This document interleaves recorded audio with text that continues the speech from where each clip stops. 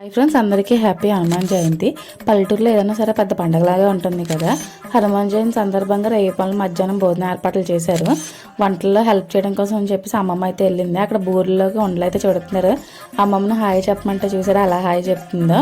ఇంకా అలాగా మధ్యాహ్నం సందడిగా భోజనాలు అయితే ప్రిపేర్ అయిపోయి మా పన్నీర్ గారు చూసారా లాస్ట్కి గుండె అయిపోయాడు. తిరుపతి వెళ్ళి వచ్చాడు అనమాట. చేతిలో బూరు పట్టుకొని భలే ఉన్నాడు కదా.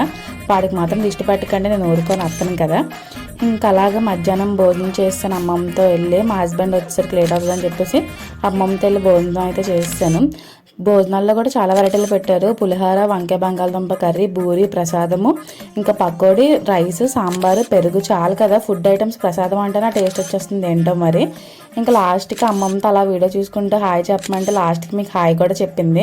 అమ్మమ్మతో మరిన్ని వీడియోలు కావాలంటే కామెంట్ చేసేయండి. Please like, share and subscribe YouTube channel. Follow అవడం మర్చిపోకండి ఫ్రెండ్స్. ఒక లైక్ కొట్టండి. వెళ్ళిపోకుండా మంచి మంచి వీడియోస్ ముందుకు వస్తాను.